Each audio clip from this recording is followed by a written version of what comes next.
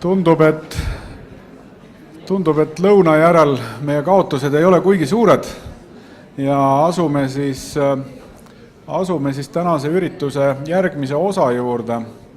Ja kui me siin lõuna poole juba vaatasime, et tutvusime Leedu kogemusega, siis nüüd saame natukene veelgi kaugelmale minna, nimelt Austriasse. Ja kui te seda esimest slaidi vaatate, et siis millise ilusa eestikeelse sõna te veel siit ära tunnete lisaks kvaliteedile? Raamen, jah, raamen. Et üllatus, kust tuleb eestikeelne sõna? Raamen, raamid. Et ei ole kasuta möödunud 700 aastat sakslaste kohalolekut Eestis, ja öö nagu Österreich, et meie järgmine esineja on siis Johanna Weismann ja tema on siis sellisest agentuurist lausa nagu ÖCERT agentuur ja see on siis uus initsiatiiv, mis on eelmise aasta detsembrist alates ja kuulame siis, et mida oleks meil Austria kogemusest õppida. Bitte, Johanna.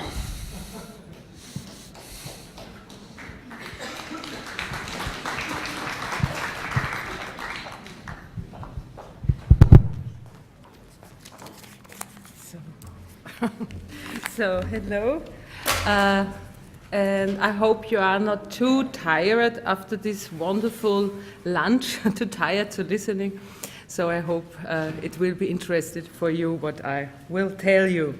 My name is Johanna Weismann. I am the head of the ÖCERT agency, also Ö for Österreich, Austria, our new quality framework of quality for the adult providers.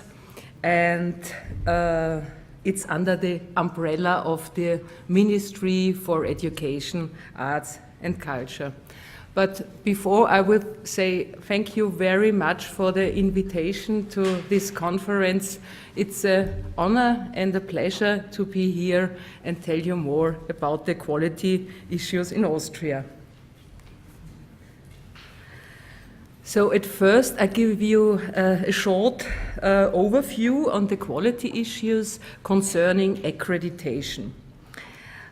In higher education, with the legal validity, a new quality agency, the so-called Agency for Quality Assurance and Accreditation, was established in 2011-2012. So it's a very new initiative and we have to gain our experience.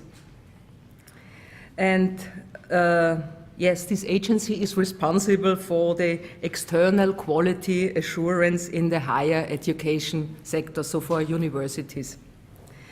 Yeah, in the vocational education and training sector in 2007, an Austrian-wide reference point for quality assurance in VET was established. The function is to be a platform to cross-link the stakeholders in VET and also on the European level, so on the EU AquaVET level.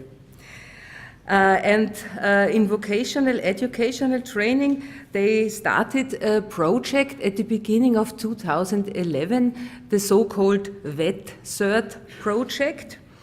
And this is one of the Leonardo EquaVET projects, and it aims to make a contribution to the further professionalization of quality managers in the VET sector. The quality managers work with important and challenging issues, and to meet the challenges of quality management, high-level professional and personal competences are required. And so the VET-CERT group in Austria, they developed competence profiles of quality managers in the school-based VET sector. And now the project is finished and the final conference and the presentation of the results was yesterday in Vienna. But I missed the conference, so I can't tell you about their results. So, and in the field of adult education, we have three policies, we have 3 initiatives, and I think quite new initiatives. For the professionalization of the staff in the field of adult education, we have the Academy of Continuing Education, founded in February 2007. And this is a system for the qualification and accreditation of adult educators. It's a new approach to recognize acquired competences of adult educators. But what is an adult educator?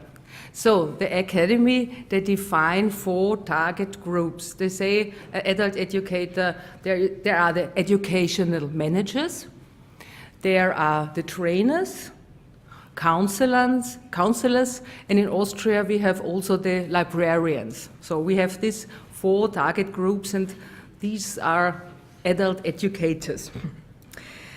And the adult educators of these 4 groups, their competences and qualifications, formal, non-formal, and informal, will be recognized.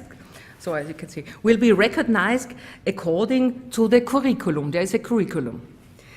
And the Academy offers guidance during the process as far as the acquisition of missing skills is regarded. And the Academy doesn't offer further education programs itself, but accredits suitable further education programs offered by various providers of adult education in Austria. And it's also necessary for the adult educators to have a practical experience in the field of education, and then when they have fulfilled the curriculum, then they can get the certificate. Yeah? A certificate has a 30 ECTS, and based on the certificate, there is the diploma, also with 30 certificates.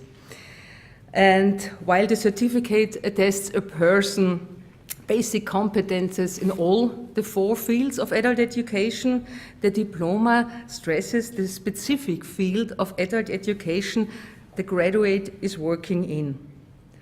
And the diploma is linked to higher education. This is very new, so the students can continue on university.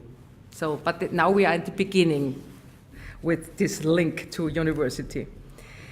Yes, and then we have also the Austrian Initiative of Adult Education, and its object is to enable adults who lack basic skills or never graduate from a lower secondary school to continue and finish their education. The target group of these initiatives are the early school leavers, adults and migrants who never had the opportunity to gain basic skills. And the innovative approach of this project is due to 2 characteristics. First of all, the implementation of consistent quality guidelines for courses of this program in all parts of Austria. And secondly, the fact that all courses are free of charge for the participants. They are paid by the ministry, and our 9 provinces have half. So, and the third initiative, this is my initiative, I'm the head of this agency, the ÖCERT, the overall framework of quality for adult education in Austria, and we started in December last year. And the target group are the adult, also the providers of adult education. So at first, a short overview. So what it is, what do we mean with the ÖCERT? The target of the framework is to recognize existing quality management systems. 10 specified quality certificates are accepted. So ÖCERT doesn't substitute a quality management system. ÖCERT is not a new quality management system. And this is also very important. In addition to quality management systems, the providers must also fulfill our so-called basic requirements. I will give you example a little bit later. And these basic requirements ensure that providers' main task is really adult education. The third aspect, ÖCERT ensures the mutual recognition by the 9 provinces and the Federal Republic of Austria. And last but not least, ÖCERT is a quality improvement for adult education in Austria, and providers with any quality efforts till now, they should be motivated to get one certificate. So the ÖCERT was developed by the Austrian Federal Ministry for Education, Arts and Culture in cooperation with leading Austrian experts from university, with representatives of the 9 provinces and of providers of adult education. And this was a very long process to go this way and to come so far. It took, I think, 10 years. It was really a long way. And ÖCERT is officially acknowledged, and the treaty, based on Article 15 of the Austrian Constitution, was signed by the 9 provinces and the ministry 1 year ago. So this was really a big deal. So why do we need ÖCERT? We have in Austria a great number of providers and a great number of offers, and they are all different. And we don't know how many we have, so it depends a little bit on the definition adult education. But we think we have about 1,800 and 3,000. But there are also very small, so one-person providers. So I think, yeah, then we have 3,000. And all these providers and the offers, they are all difficult to compare, especially for the customers. Yeah? There's no transparency. Who's a quality provider? So that wasn't a good situation. And at the beginning of the 1990, the quality management systems, they started in Austria. And we have a lot of quality management systems and quality assurance procedures in Austria now. For example, we have ISO, IFQM, and also 4 quality assurance procedures created by some of our provinces. And they use it like a subsidy indicator, especially as a basis for customer subsidies. So it's a criteria indicator. And to be accepted for individual funding, the providers of adult education have to apply for the regional label quality. It's horrible. Therefore, providers with offers all over Austria or in some provinces have up to 4 more certificates, and this is of course an extraordinary expense and very time-consuming for them. So here, very short excursion. I think it's necessary about the funding system, the public funding system in Austria. So, as I mentioned before, we have 9 provinces, and they have different rules. Also, they have different funding guidelines for customers and providers. Yeah. So, in this way, they are independent. They can do what they want, but they have all different systems. So the province's sphere of competences comprises all issues that are not expressly within the sphere of the federation. Adult education is not exclusively reserved to any particular institution or providers by Austrian law, but the first law to form a specific basis is the so-called law of promotional measures. And we have this law since 1973, and this law regulates the financial support of adult education. And with this law, the ministry recognized the so-called Conference of Adult Education in Austria. Here you see some numbers. There are 10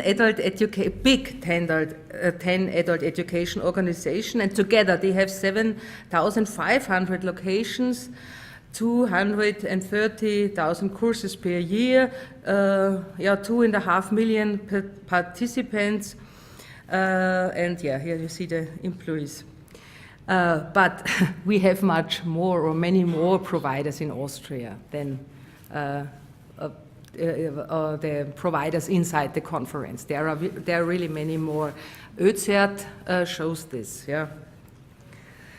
And so for Austria, direct expenditure on adult learning can be presented by breaking it into 3 financing sources. We have on the one side we have the public funding, the labor market funds, and private. And ÖCERT was created originally for the public funding sector, but recent developments show that the 2 labor market funds are now requiring the ÖCERT certification at provider level of adult learning offers. So now we go back to the ÖCERT. What are the benefits of the ÖCERT?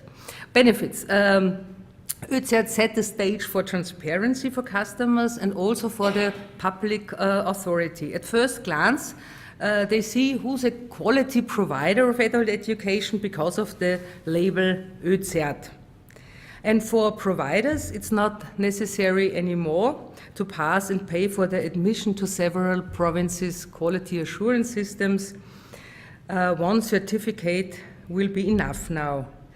And ÖCERT can be a criterion for subsidy fund and also for the public authorities. And I think this will be the future, that ÖCERT is the label for funding. If you want to get money, then you must have ÖCERT. So, how for the providers, how to get the ÖCERT and the registration as one of the quality providers of adult education in Austria. At first, I've told you before, it's necessary to make the identification the providers has to fulfill our basic requirements to ensure that main task is adult education. So, for example, ISO is also used in industry, in automobile industry, and so for Mercedes-Benz, it's not possible to get the ÖCERT because their main task isn't adult education. So. Then it's necessary to have to make the confirmation of the quality certificate. They must have one of the valid quality management systems according to our list, and I will show you the list a little bit later. So the basic requirements. These are our basic requirements, and I will give you some examples. What does it mean? What are the general basic requirements? So it means the provider has to agree on the definitions of lifelong learning, the meaning of adult education, and so on. Basic requirements concerning the organization of the provider. So their main task, their core task, must be adult education. The provider has to be in business for 3 years. The educational managers must have a corresponding education and practice. The requirements concerning the offers. So, for instance, the offers must be open to the public. Not accepted are offers which are solely orientated in leisure activities. And last but not least, the requirements concerning principle of ethics and democracy. So the provider has to agree on the human rights, for example. So, and here you see our ÖCERT list. So we recognize, we accept these 10 quality management systems. And maybe next year there are 12 we accept. That can be, yeah. So, but at this time we accept the ISO, the 9001. Then I think we heard it before, the 29990, this very new one. IFQM. LQW is from Germany, also QVB. LQW is very popular by the Volkshochschulen, folk schools, yeah, in Austria. And Eduqua is the label from Switzerland. Some of the providers, not many, have the Eduqua system. And last but not least, the quality assurance procedures of our four provinces. We have 9. Upper Austria, Lower Austria, Vienna, and Salzburg. Yeah? So why do we accept these 10? So we have selection criteria, and the most important are they all must have an external audit and a limited period of validity. So the certificate must have a limited period of validity. So this was also a big discussion. Yeah, it is like this, and so self-evaluation systems are not accepted. They say, okay, they all must have an external audit. That's it. Yeah.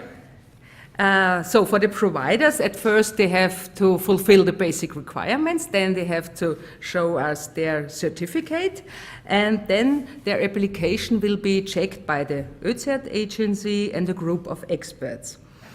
And if everything is okay, they get the accreditation and they are one of the quality providers of adult education in Austria, and the register is available on the website, on our website.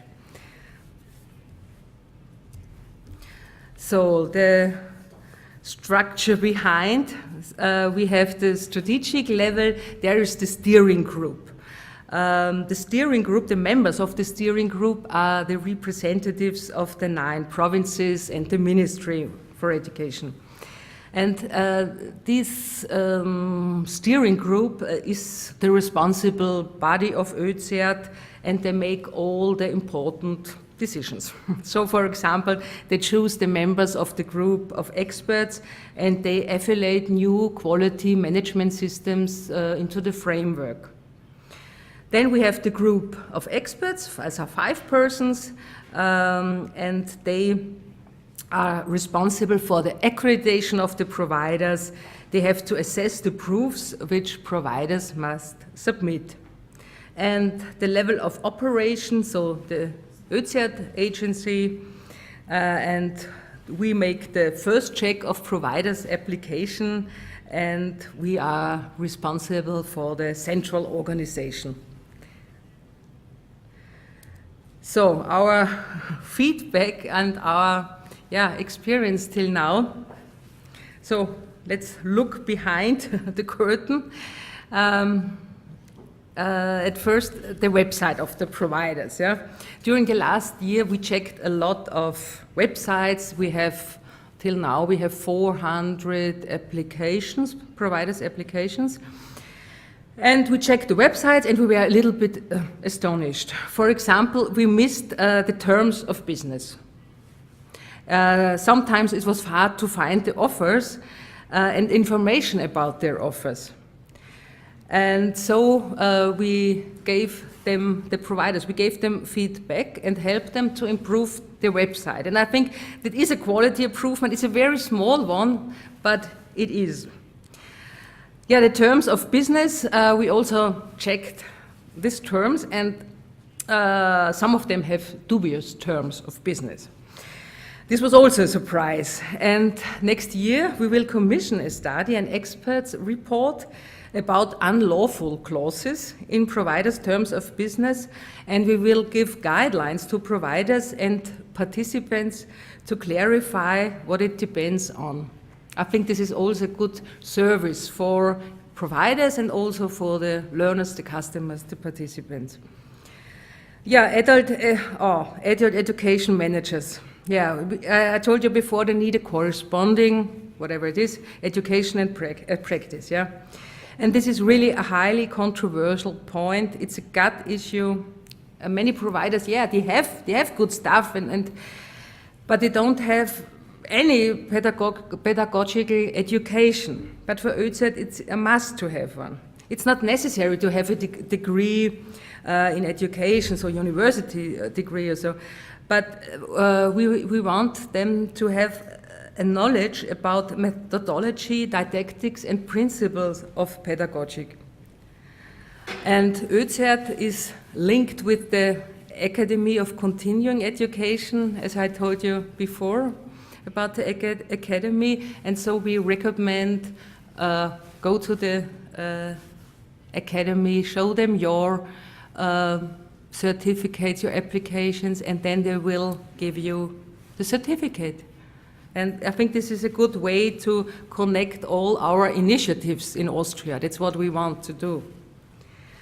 Yeah, fourth, the mission, vision, organigram. Yeah, it's the same. We check all the things. And I think although the providers, they have a quality management system, they have a quality certificate, some of them have critical organigrams and mission statements or visions. And this is also a discussing point. And last but not least, the quality agencies. So the quality management systems, they are all different. Some of them are have a high level, some of them are simple, and they all have different procedures to ensure the quality. And so we met the quality agencies in October this year to discuss their meaning of adult education, their meaning of quality, and so we hope to get a common basis concerning quality standards, and further meetings are planned. So, costs.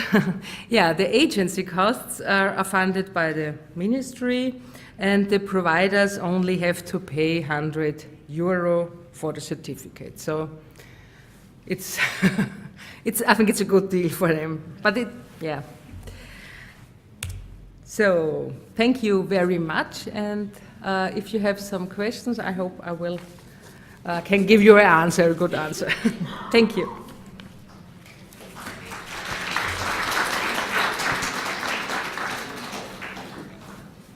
No nii, kas on tekkinud, väga hea, ministeerium esitab küsimusi. I would just like to know, perhaps I missed it in the beginning, but first of all, does your accreditation, is it valid for some years, and do they then have to apply again? And the second part is connected. It's sort of accreditation of the certificates that they already have, and the certificates often are also sort of renewed.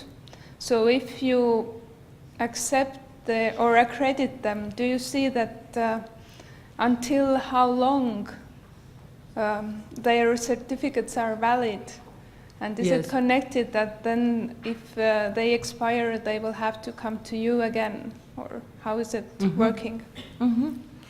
So that was also a big question for us. Yeah, we said a limited period of validity. Yeah, and so if you are a provider and you come to me and say, okay, I have ISO, and I have to make the recertification in 2 years. Yeah, and I think you will do it. Yeah.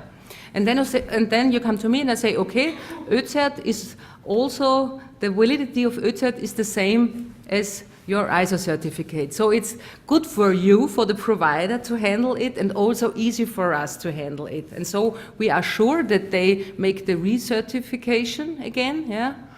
And then they must show me their certificate, and I give them the application and say, okay, are there something new? Was there a change?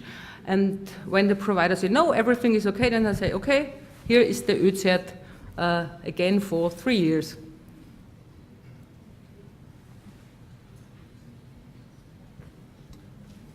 Okei. Veel küsimusi?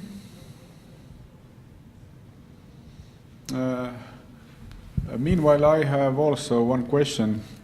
You mentioned that you ask all applicants to follow or accept human rights. Did you have any cases of some applicants who did not follow human rights? And No. how did it look like? yeah. This they have to say, okay, yes, we agree, yeah.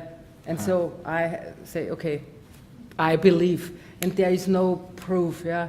But I will check their mission and their vision, yeah. And so it must go together, yeah. But no one failed because of human rights. Ah, Also okay. not to fulfill them. No. Okay. Okay. Would Very be good. terrible. So you don't have any unhuman trainers. So Yeah. it's good. Good to know. Good to know. Okay. Then I have next question.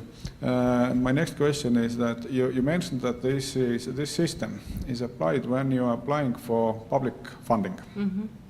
And it's pretty natural if you apply for public funding, you have to go through certain whatever accreditation or certification or whatever in order to prove that your quality level is on necessary level and you can get it.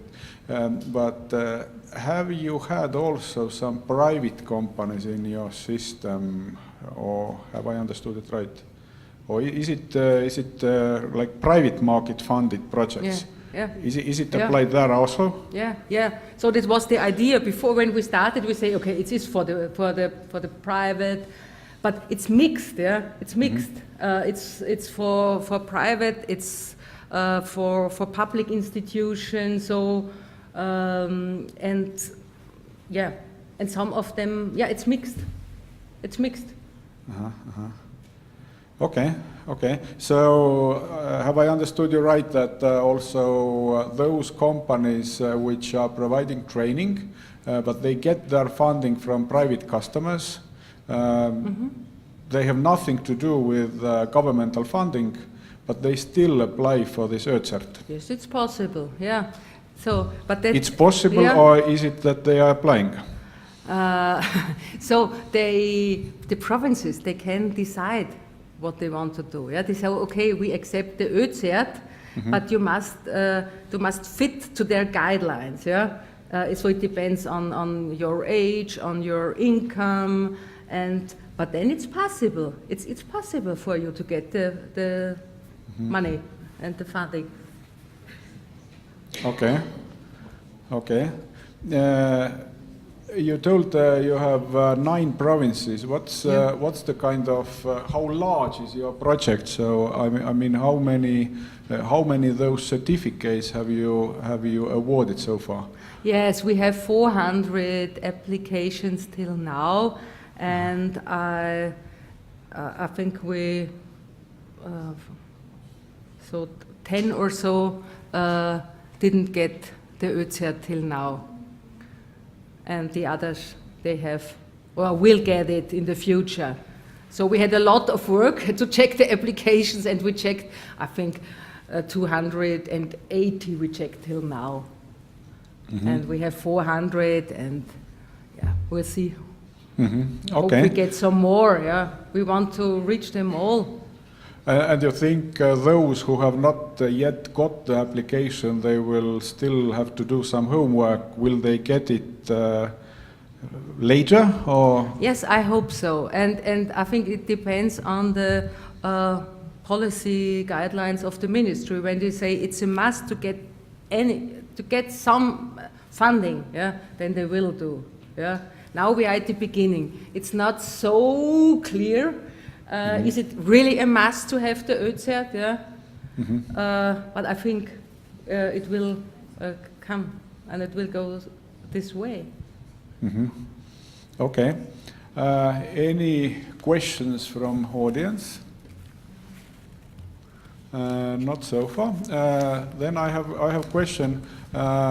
You are from German-speaking area. Yeah. Do you do any cooperation also with, for example, Switzerland or Germany? Is it this ÖCERT system? Is it like unique in area of Austria? Yeah. What kind of systems are there in your neighbor countries? Yeah. So we are not really connected. Yeah. Yes, I know the EDUQUA the Ruth Jermann, she is the head of the Eduqua ÖZERT, but it's not really a connection. But we are in the same working group, Kairi, yeah, in Brussels, and this is a big project, and from October 2011 till October 2013.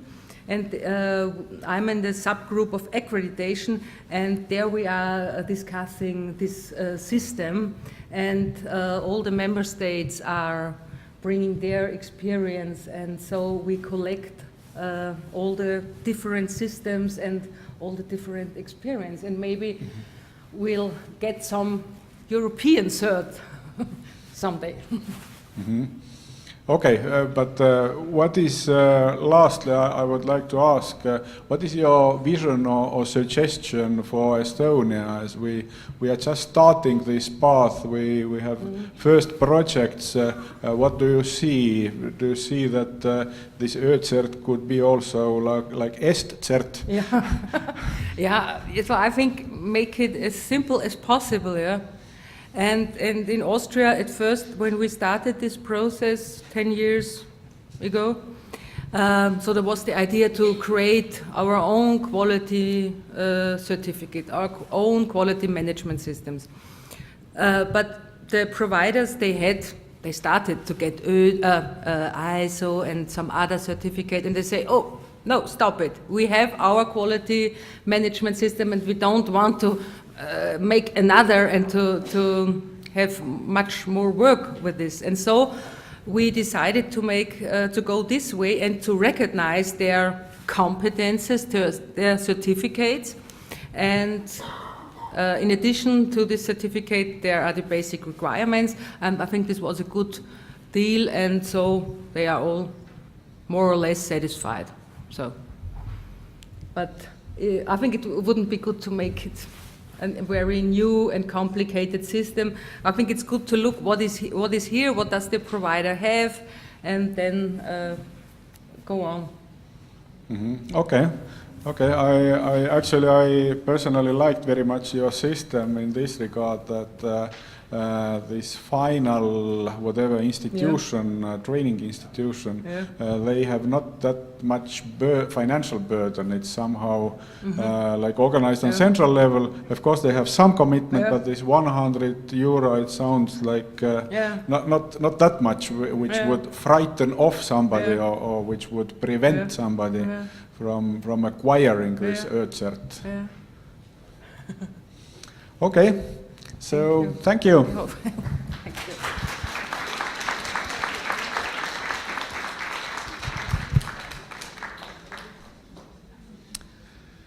Nii, aga meil on siis läbi vaadatud siin Austria kogemus ja noh, loomulikult kui siin nüüd vaadata seda tehnilist poolt, et tõepoolest, kui on erinevas üheksas liidumaas on kuidagi nagu mingid täiesti erinevad nõuded, siis tekib lausa tõsine vajadus ja ma ütleks, et isegi kohustus see asi kuidagi nagu riiklikult üheks asjaks kokku võtta.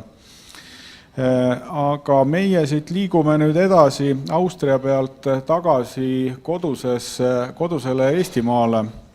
Ja meie järgmine esineja siin firmast Invicta, Peeter Puskai, ja tegelenud siin koolitusega väga pikalt juba Invictaga ka 2005. aastast ja on ka olnud varem siin saneerija ja nõustaja, nii et olnud nagu mitmel pool koolituslauda. Aga palun, Peeter.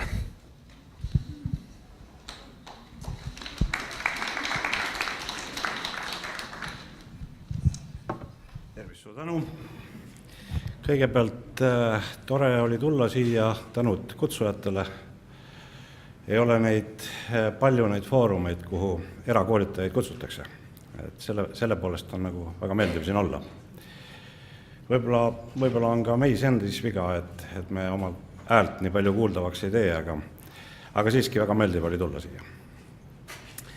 Et kõigepealt mulle jäi silma mitmed väited ja mitmed eelnevatest ettekannetest ja eelkõige võib-olla ma märgiksin siin ära just Leedu härra esinemise, kus oli välja toodud üks minu jaoks üks hästi oluline aspekt. Nimelt, et nemad ei püüa erakoolitajaid sobitada riiklikute regulatsioonide alla niivõrd. Et võib-olla sellest tuleb ka minu esitluses rohkem juttu, aga et see oli minu jaoks hästi oluline. Nüüd ma tõesti olen Invictas, laupäeval algas mul 8. aasta Invictas, nii et mõningane kogemus sellest tõesti on olemas. Eelnevalt tõesti ka erinevatest teistest valdkondadest palju kogemust. Aga et oluline see on just sellepärast, et ma olen Invicta tegevjuht ja tegelen eelkõige nagu ettevõtte ja äri juhtimisega. Mitte nii palju siis nagu selle sisulise teenusega. Kuigi kvaliteet iseenesest ettevõttes on tegevuste ülene ja iga ettevõtte juht peab ka sellega jätkuvalt ja igapäevaselt tegelema. Miks siis niisugune kõigepealt sellele esitusele niisugune nimi, et mis see koolitusäris nagu tähtis on? Et võib-olla ma püüaksin keskenduda sellele, et võib-olla tõesti on teatud erisusi selles avalikus sektori poolt rahastatavas koolitustegevuses ja erakoolituses nii-öelda. Et just nimelt, et see on äri, meie jaoks me tegeleme sellega igapäevaselt ilma riikliku toeta, ilma Euroopa vahendite abita ja muude niisuguste toetavate tegevusteta. Nii et meie peame oma elu ja oma tegevused läbi viima ainult oma mõistuse ja jõu ja vahenditega, mis meie käsutuses on. Ja meie edukus sõltub just sellest, kuidas me oma kliente suudame teenindada. Nüüd, et võib-olla siis ma tõesti kõigepealt tooksin välja selle, et tõesti avaliku sektori ja kui nüüd küsida kas või saalist, kui palju on siin nende ettevõtete esindajaid, kes ei ole avalikust rahast nagu rahastatud nende tegevus, siis ma nagu ise vaatan, et siin võiks olla alla 10 neid inimesi. Oi, oluliselt rohkem.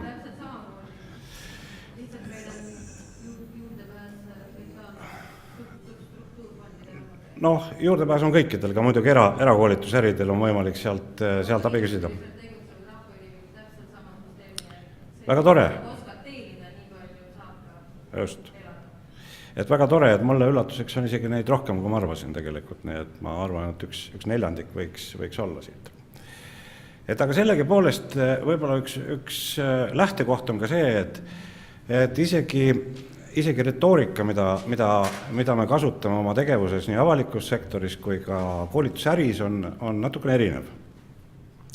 Kui nüüd võtta kas või see, et avaliku sektori koolituses räägitakse kas või alustame näiteks mitteformaalsest koolitusest, ehk et selle tegevuse nimetus on tegelikult mitteformaalne koolitus, siis ma võin julge südamega öelda, et ma ei saa minna mitte ühegi kliendi juurde niisuguse jutuga, et ma pakun mitteformaalset teenust.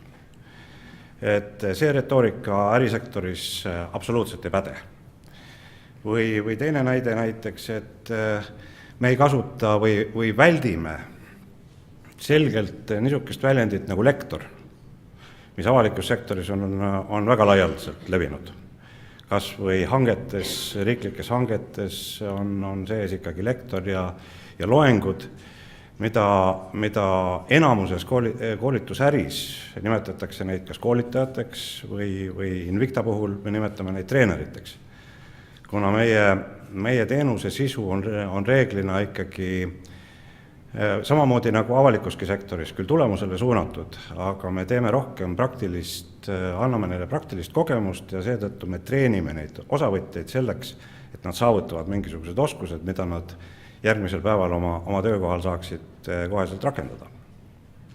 Nii et kindlasti on teatud niisuguseid erinevusi ja need teinekord tekitavad isegi, võiks öelda, probleeme. Siis ma kindlasti tahaksin jõuda selleni, et miks siis, et kogu see jutt, mida ma püüan rääkida, mis küll tundub võib-olla natukene eklektiline, et ma ei osanud teda väga hästi niisugusesse ühtsesse tervikusse siduda, aga eelkõige see tugineb ikkagi sellele, et ma kvaliteedi kontekstis katsun ühte või teist situatsiooni kirjeldada või põhjendada, miks ma niimoodi arvan. Ja kindlasti, kui teil on küsimusi, siis ma eelistaksin võib-olla isegi seda, et küsiksite kohe, et võib-olla pärast lähevad küsimused juba meelest. Eellooks siis nii palju, et natukene Invictast, et see on ka oluline selle jutu juures, et Invicta sai alguse 1991. aastal ja eelkõige ühe Inglismaalt või Suurbritanniast pärit firma nii-öelda algatusel, kes otsisid oma koolitusväljundit Balti riikidesse ja tulles siis Eestisse, leidsid nad siin mõttekaaslasi ja asutati see firma, kus nendel oli algusest peale 50% või isegi enamus osalus häälte puhul. Ja Invicta Training Limited oli siis selle ettevõtte nimi. Ja nad olid tuntud ja tegevad koolitajad Suurbritannias juba selleks ajaks juba aastakümneid, nii et neil oli väga selge nägemus ja kogemus sellest tegevusest. Nad küll olid rohkem orienteeritud Suurbritannia turul küll müügikoolitustele, aga samas pakkusid ka juhtimiskoolitusi ja nende jaoks nad avastasid oma turu Baltikumis. Oli juba tuntud kaubamärk olemas, ehk et neid teati ja tunti, ja tegelikult võib öelda, et see ettevõte küll mitte meie omanikuna, aga tegutseb Suurbritannias ka tänasel päeval ja on seal väga edukas. Nüüd ma tooksin ühe siis oma ilmestamiseks ühe niisuguse näite, et üsna hiljuti mul oli üks kokkupuude ühe avaliku sektori ettevõttega või asutusega õieti, kes on hankinud koolitusteenuseid Eesti turul juba üsna pikka aega ja seda üsna suures mahus.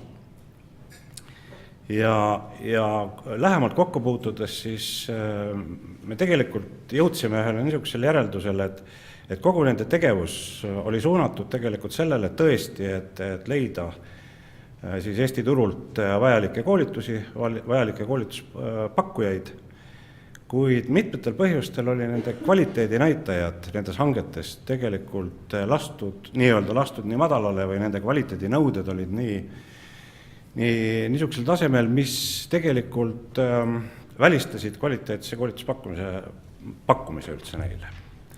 Ehk et alates võib-olla niisugustest samadest kasutustest, sõnakasutustest, lektor ja loeng, kuhu tegelikult suurem osa Eesti erakoolitusfirmadest tegelikult sinna niisuguste väljenditega ei opereeri ja ei suuda tegelikult mõista, missugust teenust siis tegelikult soovitakse.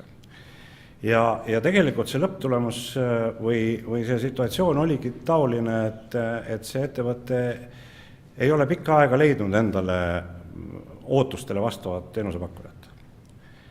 Ehk et kvaliteedinõuete tõttu, mis nagu esitati, osalesidki nendel hangetel pikka aega koolituspakkujad, kes võib-olla tegelikult ei olnudki valmis pakkuma seda kvaliteeti, mida hankija tegelikult ootas. Ja ka Invicta ei ole juba nagu pikka aega nendel hangetel lihtsalt osalenud selle tõttu, et me näeme, et see kvaliteet, mida oodatakse, me hindame enda kvaliteeti kõrgemalt ja kindlasti me ei soovi konkureerida teenusepakkujatega, kelle kvaliteet on mõõdetamatu ja kui lisada veel seda, et avaliku sektori hankijate tingimused eelkõige on orienteeritud hinnale, ehk 100–80% hindamiskriteeriumist on hind, siis vähegi endast lugupidav teenusepakkuja tegelikult niisugustes hangetes ei osale. Et võib-olla ma võiksin siia tuua ühe niisuguse elulise näite, et Invicta alustas mõni aeg tagasi koolituste pakkumist ühele suurimatest koolitus- ja konsultatsiooniäridest ehk et me pakume nende kaubamärgi all küll, aga pakume teenuseid Venemaal, samuti ühele hästi suurele rahvusvahelisele kontsernile, kus töötab ligi 200 000 inimest üle maailma. Ja missugused olid siis nende kvaliteedikriteeriumid selleks, kuidas nad endale partnereid sinna valisid, keda nad ootasid sinna konkureerima. Ja kui väga lühidalt öelda, siis eelkõige see tugines referentsidele ehk meie koolitajate teostatud töödele või läbiviidud koolitustele ja kliendi baasile, kellele me oleme neid koolitusi läbi viinud, ehk mitte sõnagi ei olnud juttu mingisugustest kutsetunnistustest, mingisugustest haridust tõendavatest dokumentidest. Need olid tähtsad, CV-d loomulikult vaadati läbi, kuid eelkõige põhinesid otsused sellele, missugusele konkreetsele kliendile, missuguse konkreetse tagasisidega konkreetne koolitaja oli oma teenust pakkunud. Ehk et minu arvamus on tegelikult see, ja ma olen kohanud seda ka teiste rahvusvaheliste hangete puhul, et eelkõige nende kvaliteedi näitajad või kvaliteedi nõuded tuginevad just nimelt nagu teostatud töödele, mitte niivõrd haridusele või omandatud kutsele. Võib-olla ma natukene liialdan või tähtsustan seda üle, aga koolitusäris tundub küll olevat see trend praegu valdav, et eelkõige ka Eesti kliendid, Eesti erasektori kliendid tegelikult küsivad eelkõige kas koolitusfirma või koolitajate referentse. See saab suuresti määravaks niisuguste nende otsuste põhjal. Nii, tuleb siis juttu veel sellest, mis siis tegelikult koolitusfirmade jaoks oluline on selles kontekstis, kuidas see Eestis tegelikult tänasel päeval välja näeb. Invicta mõttes, missugused on meie siis kogemused selles ja mis siis lõppude lõpuks, mis koolitusäris on siis see määrav, mille järgi kliendid teevad otsuseid, kelle teenused nad lõppude lõpuks kasutavad. No, see on ilmselt paljuski ka raamatujutt, mida nüüd järgmine slaid kuvab, et kindlasti meie jaoks on hästi oluline kõigepealt see, et meil on olemas klient, kes väärtustab koolitust. Seda väärtustamist muidugi võib mõõta mitmeti ja eelkõige võiks lihtsate sõnadega öelda seda, et meie jaoks on kõige parem klient see, kes tegelikult soovib mingisugust muutust oma inimeste toimimises, käitumises või organisatsiooni käitumises. Et võib-olla tänasel päeval isegi erasektoris neid kliente on valdavalt, kes ei tee koolitust mitte linnukese pärast, mitte selle pärast, et kollektiivlepe seda ette näeb või selleks, et töötajad seda nagu motivatsioonipaketina käsitlevad, vaid kes soovivad tõsiselt oma organisatsioonis või oma inimeste käitumises midagi muuta. Siis kvaliteedi teket või hoidmist soodustav keskkond. Meie mõttes on see siis turg. Ehk see, kuidas turuosalised, kuidas erasektori kliendid, mitte ainult erasektori kliendid, vaid loomulikult pakume me ka avalikule sektorile oma teenuseid, kuidas see keskkond soosib kvaliteetse teenuse arendamist. No sellest võiks rääkida mitu tundi tegelikult, ka mina oma kogemustest, kuidas meil Eesti Vabariigis need asjad on sätitud ja ma ütleksin, et nagu eelnevatest esitlustest ka juttu on olnud, et me oleme selle tee alguses kindlasti ja seda väga hea on kuulda, et sellega tegeletakse, aga tänasel päeval tegelikult olulist regulatsiooni kas või miinimumnõuete näol ei eksisteeri. Ehk et lihtsalt öeldes iga nii-öelda suvalise inimese sisenemine koolitusturule, see ei ole reguleeritud. Et igaüks võib nimetada ennast koolitajaks. See omakorda tekitab paljudes klientides väga nii-öelda negatiivset suhtumist koolitusse, selle kvaliteeti ja sellest tulenevalt ka igasuguseid muid otsustusi, kas või näiteks hinnaotsustusi. Nii et turg, nii-öelda see keskkond, mida kindlasti riik on üritanud reguleerida. Kas või võiks siin küll mitte positiivse näitena tuua näiteks koolitusloa teema. Et ilmselt kõik on kokku puutunud või enamus on kokku puutunud sellega, et üle 160 või 180 tunniste koolitusprogrammide puhul on Eesti Vabariigis nõutud Haridusministeeriumi koolitusluba, mis sisuliselt on täielik fiktsioon, mis on täiesti sisutühi, millel ei ole mingisugust mõtet, aga just eelmisel nädalal uuesti pikendades seda luba oma ettevõtte jaoks, ma nagu jälle jõudsin selleni, et milleks me seda kõike teeme. Et selleks on vaja, nagu te teate, on vaja teha erakool, asutada, moodustada põhikirjad. Ühesõnaga, seal on hästi palju igasuguseid tegevusi, mis tegelikult iseenesest ei anna mitte mingisugust tulemust, vaid on täielikult, ma julgen öelda, kasutada seda sõna, et see on täiesti mõttetu.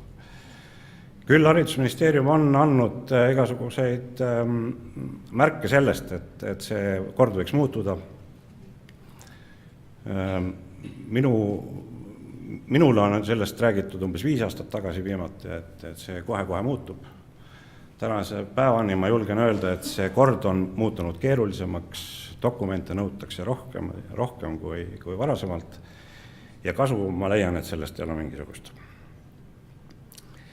Siis kindlasti on koolitusärile, koolitusfirmade jaoks on väga oluline see, et missugune võime on luua kvaliteetseid koolitustooteid või teenuseid. Viimase 3 aasta on niisugune väga suur langus majanduses ja eriti just erasektoris on viinud selleni, et 2009–2010 aastal kukkusid vähemalt koolitusfirmade liitu kuuluvate koolitusfirmade käibed 50–60%, mis tähendas seda, et firmad olid kõik kahjumlikud, vist üksikud ettevõtted said omadega, tulid toime, et nii-öelda tulid nulli, ülejäänud kandsid suuri kahjumeid, mis omakorda näitab seda, et tegelikult võime investeerida toodetesse või inimestesse tegelikult puudus. Ja kui seda ei ole, siis ei ole ka arengut ja sellele järgneb see, et meie kliendid ei ole meie teenustega rahul ja neid teenused siis enam lihtsalt ei kasuta. Siis kindlasti see, kuidas koolitusfirmad suudavad lugeda klientide silmist nende ootusi.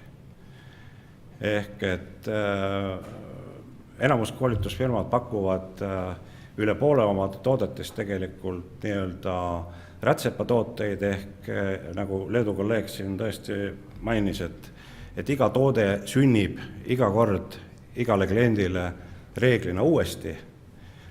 Tema mingisugused baaskomponendid võivad jääda küll samaks, aga tegelikult iga kliendi vajadus on unikaalne ja sellest tulenevalt tuleb igale kliendile õmmelda õlikond selga nööbi külge.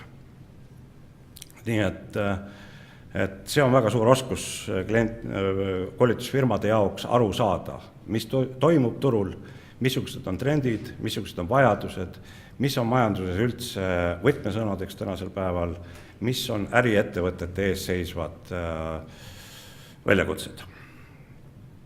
Ja loomulikult ka investeerimine inimestesse ehk et oma treeneritesse antud juhul, lisaks oma töötajatele, meie treenerite, et ma ei kasuta sõna lektor, ma kasutan treener, meie treenerite arendamine on jälle samamoodi meie kvaliteedi näitaja, kuidas me suudame neid koolitada. Invicta puhul näiteks me ostame teistest riikidest sisse koolitajaid, kes koolitaksid meie koolitajaid. Meil kahjuks ei ole selleks kasutada küll mingisugused vahendeid Euroopa Liidu rahastutest ega mujalt, need tulevad kõik meie oma käibest, oma teenitud rahast ja need ei ole mitte sugugi odavad. Nii, Eestis, mis puudutab siis praegust olukorda Eestis minu hinnangul, siis tõesti ma kindlasti ei saa siin rääkida kõikide erakoolitusfirmade nimel, nagu võib-olla võiks aru saada, et tegelikult on ka erakoolitusfirmade osas või seas väga kõikuvat kvaliteeti. Eelkõige puudutab minu hinnangul see neid ettevõtteid, kes on just nii-öelda one-man show'd või ettevõtted, kus põhineb see ühe mehe või ühe koolitaja teadmistele ja oskustele. Et nende kindlasti kvaliteet on rohkem kõikuv ja nende võime pakkuda kvaliteetseid teenuseid on väiksem kui suurematel ettevõtetel. Et siin ma võiks öelda, et Invictas on eri aegadel olnud erinev hulk treenereid ja koolitajaid. 2008, kui ütleme, oli enne masut, siis Invicta nimekirjas oli circa 45 treenerit, kes siis esindasid hästi erinevaid kompetentse, põhiliselt juhtimiskoolitusi, aga samas ka müügi ja teeninduskoolitusi. Aga nii et meil oli ikkagi igaks teemaks, igaks kliendiks oli tegelikult valik mitme treeneri vahel, kes parasjagu just sobiks paremini sellele antud kliendile. Aga siiski tõesti see kvaliteeditase on erinev ja eriti võiks isegi tõmmata mingisuguseid võrdlusi selle vahel, et ka erakoolitusfirmad, kes eelkõige tuginevad siis nagu praktilisele oskusele, mitte nii-öelda akadeemilisele oskusele, siis nende kvaliteeti võrrelda näiteks mõne akadeemilise õppeasutusega kindlasti on keeruline, sest nende suunistus ja baas on hoopis erinev. Siis kindlasti, nagu juba jutt oli, et viimased 3 aastat või eelnevad 3 aastat olid väga keerulised, olid tervele Eesti majandusele, olid ka sealhulgas koolitusturule ja kindlasti ei investeeritud piisavalt. Ja see on probleem, mis kindlasti on probleemiks täna ja see on ka veel teatud ajal tulevikus, sest see investeering nii-öelda programmidesse ja kvaliteetsesse koolitajatesse ei sunni üleöö ja see on pikemaajalisem protsess. Jutt oli juba sellest, et ka siis riiklikul tasemel tegelikult reeglid puuduvad ja on hästi erinevaid, et ka avaliku sektori erinevad hankijad võivad kasutada totaalselt erinevaid hanketingimusi. Et on ka häid näiteid, on näiteks ka, ma jätan nimed küll nimetamata, aga on tõesti suuri hankijaid, kes tänasel päeval on leidnud juba võimalused oma nii-öelda kvaliteetse teenuse hankimiseks tehtud tingimused sättida täiesti mõistlikesse raamidesse, kus eelkõige hinnatakse tegelikult sisu, kus on välja töötatud protsessid, kuidas siis erinevate pakkujate erinevaid sisusid tegelikult adekvaatselt hinnata ja kus hinnakomponent tegelikult on siis mitte rohkem kui 50%. Et niisuguse positiivsed näiteid tegelikult on ka olemas, aga kahjuks on need erandid. Ja ka see, et kõigest eelnevast tulenevalt tegelikult puudub klientidel võimalus tegelikult ka erikoolitusfirmade kvaliteeti tegelikult sisuliselt mõõta. Et ma pean silmas just ka samas erasektori kliente, et puuduvad väga paljud niisugused võimalused, kuidas siis ikkagi aru saada, rääkimata sellest, et ka kvaliteedisertifikaadi abil erasektoris näiteks mingisugust võrdlust teha on väga raske. Nii, meie lubadused või ka meie pürgimused on Invictas sellised, et me kvaliteeti selles me püüame mitte kunagi mitte tingida. Hästi palju näiteid on sellest, et meil on väga hea klient, on väga hea püsiklient, kes on aastaid ostnud meie teenuseid või koolitusi, kuid kellel lihtsalt majanduslikel põhjustel eelarves vastavad vahendid järgmiseks aastaks või puuduvad üldse. Ja me küll püüame alati oma klientidele alati vastu tulla, aga see alati ei õnnestu. Ja me pigem oleme endale võtnud selle, et kui ikkagi kvaliteedis püütakse tingida, see kvaliteedis tingimine tähendab siis seda, et kas teha lühem koolitus mingisuguse et kui meie programm, mida me sooviksime pakkuda näiteks ühe või teise teema all, on siis kas 1,5 päeva või 2 päeva ja klient tuleb ja ütleb meile, et ei, et meil on raha ainult 3 tunni või 5 tunni jaoks, siis me reeglina oleme sunnitud ära ütlema nendest asjadest, ehk et me tegelikult ei lähe sellele libedale. Siis oma sisemiste kvaliteedisüsteemide järgi me tegelikult hiljemalt 5 päeva jooksul võtame kokku eelmise nädala kõik koolitused ja käime läbi osavõtjate tagasiside, teeme sellest siis vastavaid järeldusi, kuidas see koolitus on möödunud. Kui seal tekib mingisuguseid hälbeid meie ette nähtud normidest, siis me neid käsitleme ja sellele järgneb tavaliselt parendus või nende analüüs ja parendus. Nüüd, kui rääkida laiemalt Invicta kvaliteedisüsteemist, võib-olla kvaliteedisüsteem on natuke liiga kõlav nimetus selleks, aga siiski tulenevalt sellest, et meie omanikud olid Suurbritanniast ja neil oli väga selge nägemus, missugune kvaliteet pidi teenusel olema, siis ma lähen üle ajaga. Siis sellele tugineski Invicta standardite süsteem, ütleme siis niimoodi. Et kõigepealt võeti üle siis emafirma standardid ja need estindati ja kui ma lugesin esitlust kokkupanekuks siis meie standardeid, siis 1998. aastal oli siis juba estendatud ja mugandatud ehk et meie oma tegevuse järgi siis need Suurbritannia standardid ümber tehtud, et need oli 27 standardit meil siis. Et igasugused üldtegevust puudutavad ja müügistandardid ehk et näiteks, et meil on olemas standard selle kohta, kuidas meil läbi viiakse sisekoolitust, meil on standard selle kohta, kuidas meil toimub avaliku koolituse läbiviimine. Avaliku koolituse puhul näiteks alates sellest, missugune muusika pannakse peale koolituse alustades, kui osavõtjad saabuvad ruumi, missugune pannakse grupitööde ajal, missugune pannakse lõuna ajal, missugune pannakse koolituse lõpus. Selle kohta on oma standard, mille järgi siis muusikaterapeudid koostavad meile muusikaprogrammid ja nii edasi. Kuni siis selleni välja, millal peab tulema näiteks treeneri standard selleks, kuidas ta peab tulema avalikule koolitusele, kui vara ta peab ruumi tulema, missugused tegevused ta peab tegema, kuni selleni välja, et kui ta lahkub ruumist, siis ta võtab maha töölehed seintelt, hävitab need ära, võtab kaasa oma vahendid ja toob oma varustuse siis kas data näol või mingisuguste materjalide näol toob Invictasse tagasi. Et see asi on tegelikult hästi üksikasjaliselt lahti kirjutatud. Ja ma julgen öelda, et see tegelikult tagab väga paljuski selles, et meie kvaliteet ei ole kõiguv. Kindlasti on aja jooksul aeg on muutnud meie tegevust ja mitmeid standardeid tänaseks päevaks enam ei kasutata nii aktiivselt. Mõned neist on muudetud, mõned tulevad eluga kaasas käies kogu aeg juurde, ehk näiteks turunduses CVI ehk meie korporatiivne väljanägemine. Tänasel päeval me mõõdame ka kord aastas väga tõsiselt treenerite ja koolitajate kvaliteeti nii-öelda, ehk et meil on terve list neid aspekte, mida me siis ühel või teisel moel mõõdame ja see on seotud kuni selleni välja, et selle mõõtmise alusel tehakse kokkulepped treeneritega järgmise aasta päevatasu suhtes.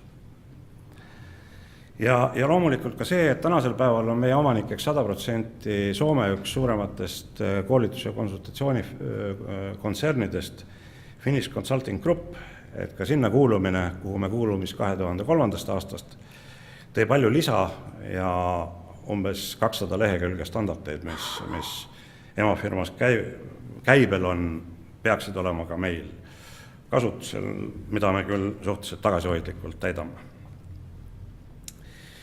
Nii, et, vabandust.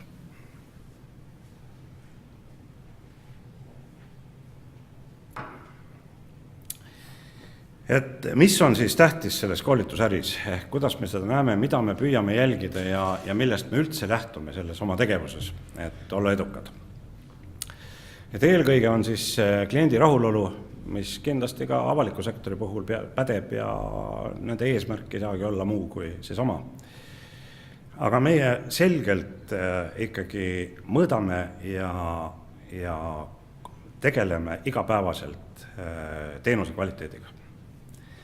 Ehk see on meie jaoks, ma julgeksin öelda, et meie äris võib-olla on 3 kõige tähtsamat ja kvaliteet on raudselt üks nendest. Järgmine on kindlasti klienditeeninduse tase, mis samamoodi mõjutab meie edukust. Et nagu ma ütlesin, et me mõõdame oma treenerite nii-öelda kvaliteeti läbi siis nende punktide, mis siia üles on toodud, et me eelkõige selle süsteemi aluseks on see, et kõige tähtsam meie jaoks on siis osavõtjate tagasiside. Ehk et iga treening võetakse tagasisidet kõikidelt osalejatelt ja see üldistatakse, see on meie infosüsteemis, see on teave, mida analüüsitakse, see on teave, mida jagatakse treeneritele, et nad saaksid teha ise järeldusi sellest oma vastava treeningu läbiviimisest ja vajadusest seda kas uuendada, parendada või muuta. See on hinnang siis ettevalmistatud koolituspakkumiste kvaliteedile, ehk et siin on eelkõige peetud silmas seda, et meie üheks suhtlusvormiks klientidega selles müügiprotsessis on siis kirjaliku koolituspakkumise tegemine, mis sisaldab endas siis kõiki selle koolitusteenusega seoses olevaid aspekte, alates koolitajast, koolitusprogrammi sisust, läbiviimise vormist, kohast, ajast, investeeringuni välja ja kõik meie lubadused, mis me siis selle protsessi käigus anname, alates siis sellest, et mitmed koolitustooted algavad üldse eeltööga, eelintervjuudega, seejärel viiakse läbi koolitus, seejärel korjatakse tagasiside kliendilt, tehakse üldistusi, antakse veel lisaks veel tellijale ka kokkuvõte sellest tagasisidest või kogu sellest protsessist, mis on siis läbi viidud. Ja samas ka seal sisaldub ka veel treeneri hinnang sellele protsessile, kas saavutati tulemused või ei saavutatud tulemusi või saavutati osalised tulemused. Et see on hästi tähtis komponent, mida kõik äriorganisatsioonid vajavad. Siis kindlasti soodustame oma treenerite enesetäiendamist jooksvalt. Nad kindlasti ise käivad ja hoolitsevad selle eest, et nad oleksid professionaalid oma tegevuses, aga ka Invicta on sellest eluliselt huvitatud ja meil on plaanis vähemalt 2 niisugust suuremat koolitust aastas kõikidele oma treeneritele.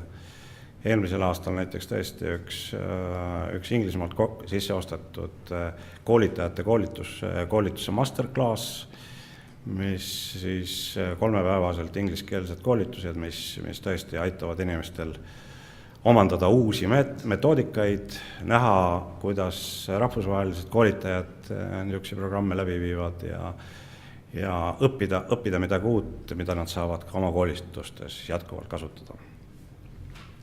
Siis ka müügiinimeste hinnang sellele koostööle treeneritega on oluline, sest kogu see kett tegelikult alates siis Invictast läbi meie müügiinimeste, läbi treenerite kuni kliendini välja ja tagasi on meile kõigile oluline.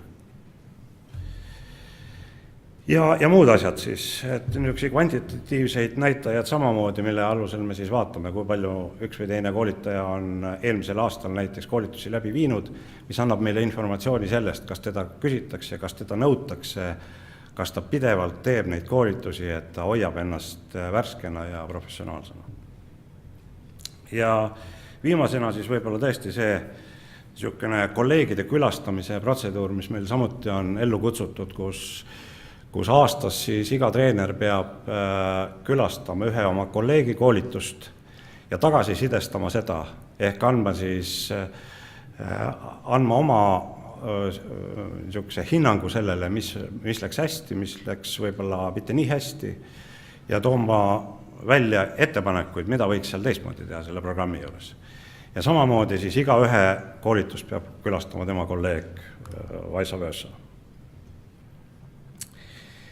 Nii, aga tõesti natukene eklektiline võib-olla see tuli, aga hüppasin ühelt teemalt teisele, aga kuna neid teemasid on hästi palju ja ma pidin tervet erakoolitusturgu esindama, siis võib-olla niisugune see sai. Aitäh! No nii.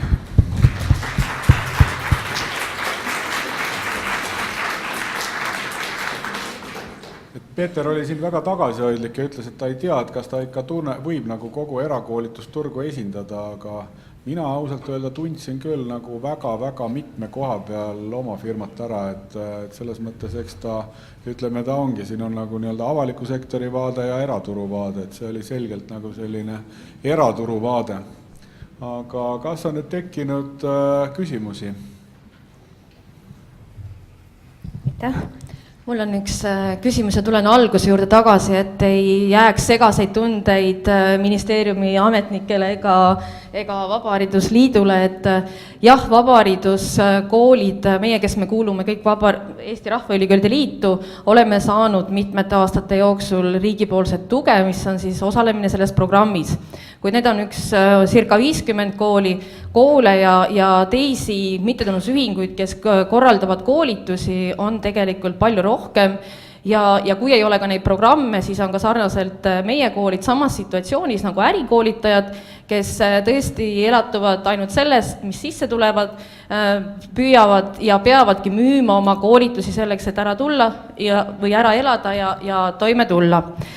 Kuid kui ma nüüd kuulasin teid, siis ma sain aru, et ärikoolitajatel on see nagu paras katsumus, et on väga vastik seda erakoolitusluba teha, seda erakooli sinna juurde luua, lisaks on veel käibed langenud kõvasti ja probleeme palju, et ka selliseid viletsaid koolitajaid kõrvale tulla, kes võib-olla hangetes võidavad mitte just kõige võrdsematel alustel. Et siis minu küsimus on, et mis on siis see rosin, et miks te siis ikkagi seda ärikoolitusfirmat nagu peate? Ohoh, no peame ikkagi selleks, et meil on olemas, et esiteks, et see on meie missioon. Hakkame sellest peale. Et meie omanikud on loonud selle või omavad seda ettevõtet selleks, et seda äri teha. See on nagu võib-olla lähtekoht. Et meil kõigil on omad omanikud, kes esitavad meile oma nõudmisid, suunavad meid, millega me peame tegelema nii edasi. See on nüüd nagu äriline vaade või ettevõtte vaade. Mis puudutab koolitajaid, siis ma arvan, et koolitajatel väga suurt vahet ei ole avalikus sektoris või ärikoolituses. Et nende niisugused, neid drive'ivad ühed ja samad asjad. Keda edevus, keda raha, keda võib-olla mingisugune kolmas asi, kes hindab läbi selle tulevad sotsiaalseid kontakte, mida iganes. Nii et siin on nagu mitu vaadet selle asjal. Et eelkõige meie teeme selleks, et see on see äri, mida me oskame teha, mida me tahame teha, me leiame, et meil on olemas eeldused selleks me teemegi seda. Aga võib-olla ma laiendan teie küsimust või natukene ütlen, et ma ei tahtnud siia küll itkuma tulla, et meil nagu raske ja meile tehakse liiga ja et meil väga paha olla on. Et ei, tegelikult see muidugi paistis võib-olla natukene hullem välja. Aga ma toon lihtsalt ühe näite illustreerimaks võib-olla jälle.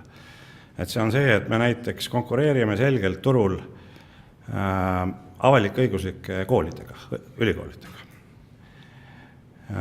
Need, kes on tegelikult osaliselt õppejõud, on tegelikult pearahast või eelarvest või ükstaskõik avalikust rahast rahastatud. Ja tulevad tegelikult turule tegema nii-öelda ärikoolitust. Nende hinnatase on hoopis teine, lisaks reeglina ei ole nad käibemaksukohuslased, sealt tekib juba 20% hinnavahe ja see on siis see keskkond, kus me peame siis konkureerima. Ja ma ütleksin, et võib-olla viimasel aastal ei ole seda nii palju tundnud, aga kui masuaegadel olid igal juhul kõrgkoolide vastavad osakonnad ja õppejõud väga agarasti ametis koolitusturul klientide teenindamisega. Nii et see oli hästi keeruline olukord erakoolitajatele.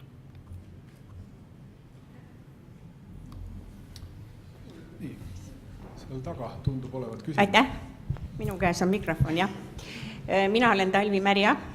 Meil ei ole au kohtuda, aga telefoniga kunagi me vist vestlesime. Et ma olen Andrase üks asutaja liikmetest ja Tallinna Ülikooli andragoogika professor, täna emeriit.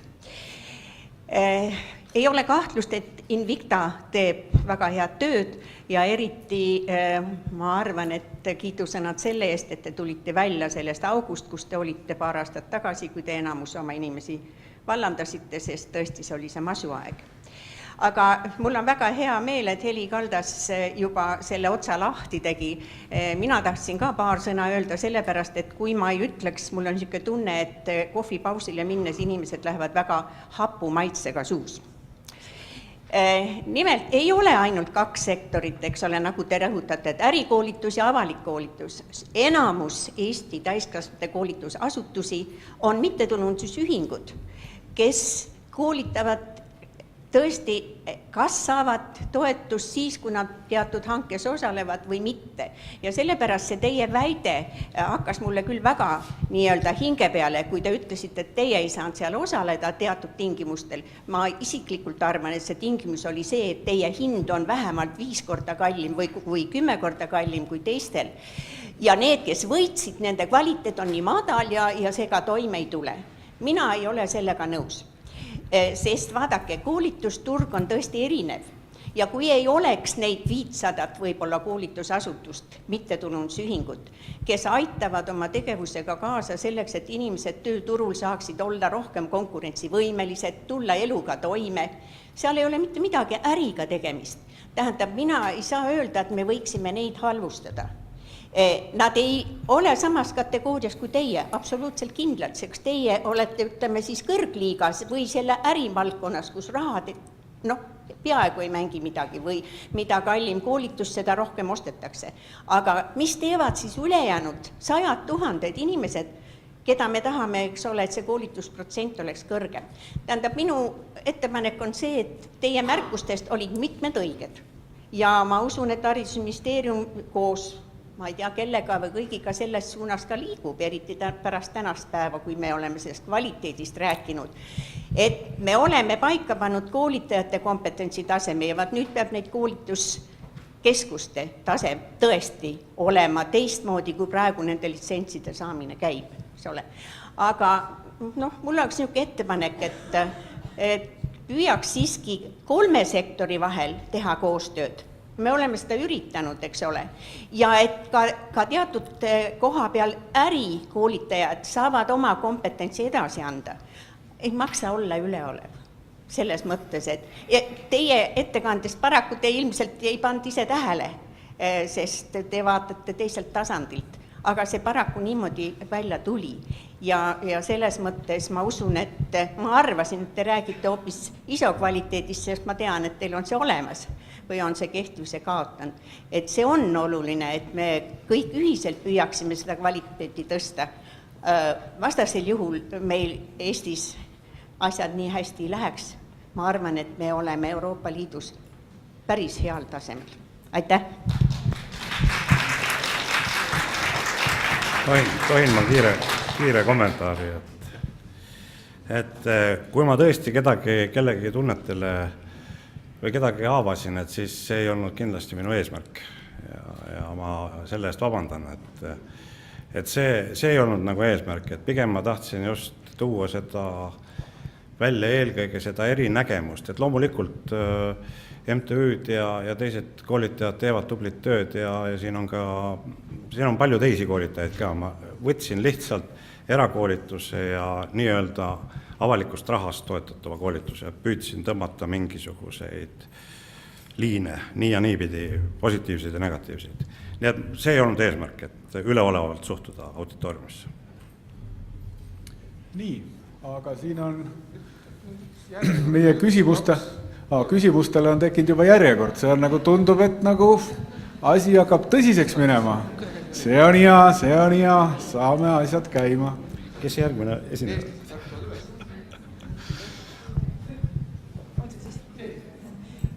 Minu nimi on Ann Seilental ja ma esindan nii ärisektorit, kus ma olen viimased 12 aastat olnud koolitaja, kui ka mittetulundusühinguid, sealhulgas siis Eesti suhtlemistreenerite ühingut. Ja mul on, ma arvan, suhteliselt neutraalne küsimus ja see on see, et te loetlesite hulga kriteeriumid, mille järgi te hindate oma koolitajaid. Ma ei kuulnud seal hulgas riikliku kutse omamist, konsultant, täiskasvanu koolitaja, treener, suhtlemistreener. et kuidas sellega on?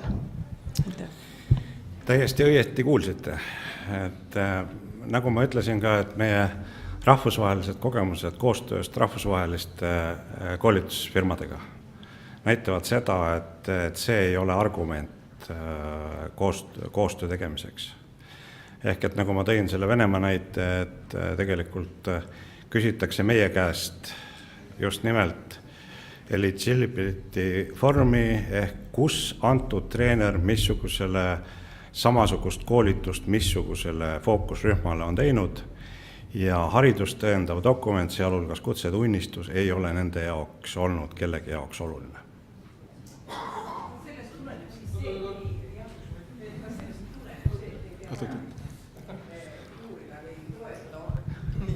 Kolmas kord, et kas sellest siis tuleneb see, et ei pea vajalikuks uurida oma koolitajatel Eesti riikliku kutse olemasolu või toetada selle taotlemist? Ma ütleksin seda niimoodi, et me ei sea seda eeltingimuseks oma koolitajatele. Meie koolitajate eeltingimus on see, et nad peavad olema praktiseerivad juhid, kes suudavad ärisektori praktiseerivatele juhtidele anda lisaväärtust. See, kas neil on kutsetunnistus või suhtlemistreeneri kvalifikatsioon, see on küll lisaks, ehk see on nagu eduks aga me ei nõua seda ja paljudel meie treeneritel ka on need olemas. Aga meie nende üle nagu arvestust ei pea ja me seda esikohale ei sea. Minul on võib-olla selline natukene üldisem küsimus ja ma lihtsalt võib-olla küsiks teie sellist hinnangut või vaadet, et nimelt kui siin mõelda selle üle, et kuidas kvaliteeti või kvaliteedi tagamist siis kas reguleerida, et siis lisaks sellisele riigipoolsetele mehhanismidele on ju võimalik, et ka turuosalised ise näiteks lepivad mingites nõuetes, kriteeriumites kokku, et siin ma saan aru, et sellised suured tugevad erakoolitusfirmad iseenda sees on neid standardeid ja selliseid kriteeriume ju rakendanud ja kasutanud, aga kas te näete ka mingit võimalust, et koolitusfirmade vaheliselt võiks mingi selline heade tavade või mingite kriteeriumide kokkuleppe võimalik olla või et pigem mitte? Aitäh! Ma tegelikult pean seda hädavajalikuks. Ehk ma tooksin siia just Eesti Konsultantide Assotsiatsiooni vastava näite, mille loomise juures ma ka ise olin ja ma olen selgelt seda meelt, et koolitusfirmadel peab olema mingisugune elementaarne akrediteering või akrediteering on võib-olla vale sõna, aga peab olema mingi elementaarset kvaliteeti tõestav nõue peab olema täidetud. Ehk et me ei saa tõesti võrrelda koolitusturul ettevõtteid, kes näiteks suuremate ettevõtete puhul on käibed circa 600-800 000 eurot. No ma toon niisuguse suhteliselt labase näite, aga ja on firmasid, kes võib-olla 500 eurot aastas teevadki koolituskäivet. Et meil peab olema mingisugune ühtne arusaam sellest, missugune on koolitusfirma, missugustele kriteeriumite ta tegelikult peaks vastama. Mitte ainult käibeliselt, käive võib-olla oli vale näide siin, aga mingisugused kvalitatiivsed näitajad, mis iseloomustavad seda. Kas või oma treenerite või treenerite kogemus või mingi muu niisugune asi. Aga et ma olen seda asja tegelikult aastaid ajanud isegi, aga ma ei ole nagu tulemust saanud sellest. Nii, tervist ka minu poolt. Kõigepealt tahan öelda, et mul on suur rõõm ja au viibida siin esimest korda. Ma olen esimeste sammude tegija, MTÜ Partner Käed ja minu nimi on Velle Leelo Tammekivi. Aga seoses sellega, et ühtegi koolitust ei ole, millel ei oleks sihtgruppi ja mida avaram see sihtgrupp on, seda rohkem on ka perspektiivi ja abi või nagu öeldakse, missioonil eesmärki. Sellest lähtuvalt, kui te ütlesite, et hinna te määrate, aga inimene või tellija ütleb, et tal ei ole sellist summat anda või sellise päevamahuga võtta tellimust, kas te tõesti ei paindu siis vähemate tundidele, vähemale summale ja nii edasi? Et kus jääb siis see loovus, paindlikkus või tellijale sobiv variant? Aitäh! Tänan. Mina seostan seda eelkõige sellega, et meil on olemas nägemus, kuidas selle kliendi probleem lahendada. Ütleme, et missugused tegevused tuleb selleks teha, et sellest see probleem või see arengukoht lahendada ettevõttes. Ja kui me selgelt näeme, et kliendi ootus, et ta saaks selle poole ajaga või 1/3 selle ajaga, mis meie tegelikult peaksime ütleme koolituse põhjal nii, et kui me näeme, et selle koolituse vajadus on 2 päeva ja kui klient ütleb, et mul on raha ainult veerandi päeva jaoks, siis me näeme, et me ei saavuta seda õpitulemust selle ajaga ja me oleme sunnitud tegelikult sellest loobuma. Me paljudel juhtudel tegelikult soovitame isegi omi häid konkurente, et need samad firmad teevad seda sama teema on nende kompetentsides, et kas või kasutage nende teenuseid, aga et meie ei suuda tegelikult teile vajalikku kvaliteeti selle piiratud ajaga tagada. Nii, aga siis viimane küsimus.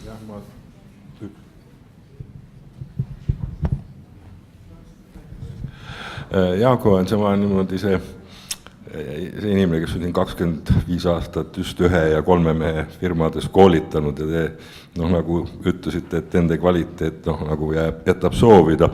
Ma ütleksin vastupidi, et kvaliteeti sõltu sellest, kui suur on firma. Ma olen palju kuulnud just suuremate firmade puhul, kus just lektorid vahetuvad ja ei ole tagatud see kvaliteedi ühtsus. Et ma ikkagi jääksin selle juurde, et kvaliteet ei ole määratud ära firma suurusega ja koolituse puhul on siiski väga oluline, kes koolitab ka, mitte ainult see firma, eks ole. Aga ma oleks nõus teiega, mis te rääkisite selle koolituse riikliku sektori suhtes. Tõesti, et ühed on käibemaksuga ja teised on ilma ja sageli, ma ütles ka, et isegi see avalik sektor on ennast lõiganud ära heast koolitusest. Sest tõepoolest ma ei ole ka rohkem koolituspakkumise avalikule sektori teinud, kui on palutud, et kuule, tee konkureeriv pakkumine kõrvale. Te teate küll, millest ma räägin, eks ole. Aga see on nüüd avaliku sektori mahajäämus, isegi haridusministeeriumi töötajate koolitusalane mahajäämus hakkab juba mõjutama Eesti riigi arengut, ma julgeksin öelda. Ma ütlen ühe kommentaari, kui tohib tänu juurde, et kui ma siin ei kontrollinud oma nagu sõnakasutust, et ma ei öelnud, et mitte nad on kehva kvaliteediga. Ma ütlesin, et seal on palju kõikuvat kvaliteeti. Ja samamoodi on seda kõikuvat kvaliteeti ka suure ettevõtete juures, et see variatsioon on hästi lai tegelikult, et ma ei võta endale julgust väita, et väiksed ettevõtted ei suuda pakkuda kvaliteeti. Nii, aga nüüd küll on see moment, et oleme ära teeninud väikse vahe ja täname lektorit tõeliselt põnevat teemat.